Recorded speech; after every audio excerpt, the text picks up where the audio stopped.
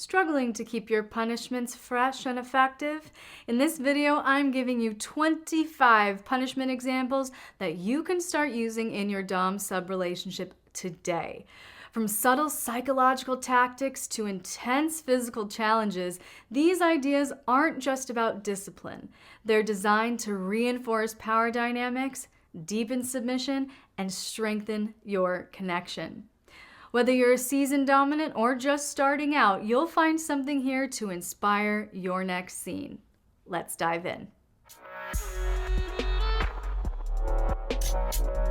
As we discussed in part 1, there are 8 primary types of punishments in BDSM: tedious, mild, painful, physical, psychological, sexual, service, and restrictive. And we've covered all of this and more in the first 2 parts of this series, so be sure to go back and watch if you missed any of that content. And if you're looking for even more punishment ideas to keep your dynamic fresh and effective, check out my Powerful Punishments bundle on Patreon. This new bundle is packed with 130 punishment activities, a color-coded reference key, a full BDSM punishment guide, and erotic punishment stories to inspire your scenes. Plus, you'll get 35 ways to deny a submissive and 150 degradation play ideas. The link's in the description, so let's get back to it today. First up today, we have tedious punishments.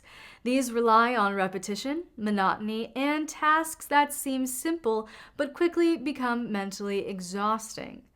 They're effective because they force the submissive into a state of mindfulness. The repetitive nature of the task doesn't allow their mind to wander.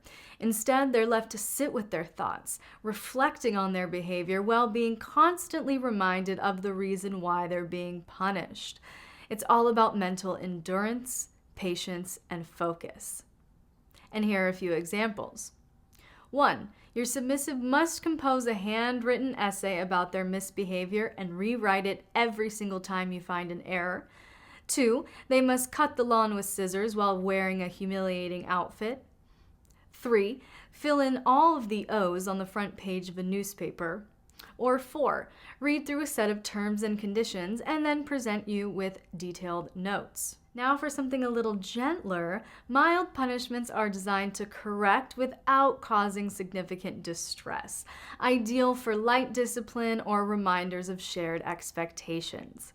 They're effective because they create discomfort without overwhelming the submissive. It's about the subtle sting of correction rather than deep emotional or physical impact.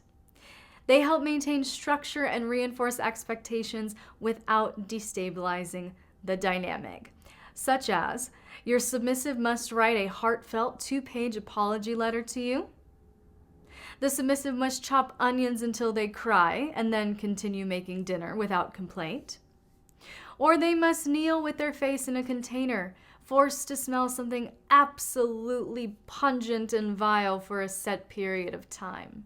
Next, we have painful punishments, and these rely on controlled physical discomfort, not to cause harm, but to create lasting impressions tied to the behavior you're correcting. Pain is effective because it's immediate, undeniable, and impossible to ignore. It connects actions to consequences in a very primal way. But when administered with care, it also reinforces trust, because the submissive knows you're in control, even in moments of intensity. Like kneeling on grits or rice, even sandpaper for a set period of time. Receiving a traditional spanking, whipping, or flogging delivered with precision and intensity right to the point of tears. Or holding hot sauce or Tabasco sauce on their tongue for an extended period of time. Physical punishments are closely related, but these emphasize endurance over pain. These are effective because they push the submissive's mind, body, emotions to their limits, testing strength, stamina, and mental resilience. The challenge comes from having to hold positions, complete tasks, or maintain physical control under strain. This fosters discipline, focus, and the psychological satisfaction of having endured for their dominant, such as your submissive not being allowed to sit or lie down and must stay on their feet as long as you decide, Or the classic wash their mouth out with soap, administered by you, of course. Or they could march in place in wet socks. It's uncomfortable, frustrating, and surprisingly effective. Now let's talk about psychological punishments, which are often the most impactful, quite honestly. And this is the case because they target the submissive's mind and emotions, not just the body. These punishments challenge self-perception, emotional control, and mental endurance, making the submissive confront feelings like guilt, frustration, or vulnerability.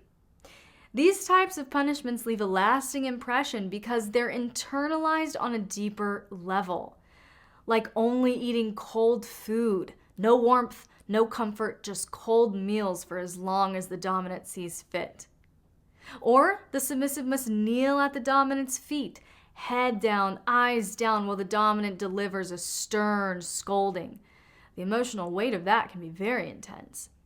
Or the submissive must listen to their least favorite song on repeat while gagged and bound. Of course, we can't skip sexual punishments because these leverage denial, frustration, and control to reinforce obedience. They're effective because they tap into the submissive's most vulnerable desires, their sexual urges. Denial or control of pleasure creates intense mental and emotional reactions, reinforcing the dominant's power and making the submissive hyper-aware of their own submission, such as wearing a chastity device for hours, days, or even weeks, because their pleasure belongs to you, enduring daily edging sessions without release, or surrendering their favorite sex toys or kink gear. Then we have service punishments, where discipline comes through acts of devotion and labor. They're effective because they channel the submissive's energy into productive tasks that reinforce their role. The act of serving, especially when it's labor-intensive or humbling, fosters a deeper sense of obedience, purpose, and connection to the dominant. Like serving as a human ashtray, offering both their palms and tongue for use, or scrubbing all of the grout in the house with their toothbrush, and yes, they'll need to go and buy a new toothbrush afterward, or ironing all of your clothes in complete silence while gagged. Finally, let's talk about restrictive punishments, where you remove privileges to create a sense of loss and reflection. They're effective because they force the submissive to confront the absence of something they value. This creates emotional discomfort, making them more mindful of their behavior so they don't risk losing those privileges again. Like no alcohol, no video games, or even no undergarments allowed for a set period of time, adding a layer of vulnerability in daily life. Remember, punishment isn't just about correction. It's about reinforcing boundaries, deepening submission, and creating meaningful connections through intentional discipline. If you want even more punishment ideas beyond what I've shared today, check out my Powerful Punishments bundle on Patreon, because it includes 130 punishment activities with a color-coded reference key, a full BDSM punishment guide, plus full-length erotic punishment stories to inspire your creativity. You'll also get 35 erotic ways to deny a submissive and 150 degradation play ideas to take your scenes to the next level. And if you're serious about mastering the art of erotic intelligence in your discipline, join my monthly Erotic Intelligence Masterclasses on Patreon, where we dive deep into the techniques, psychology, and strategies that make dominance truly irresistible. Get all of this and more on Patreon, so you don't just correct, you command with confidence. Thanks so much for watching, and I'll see you in the next video.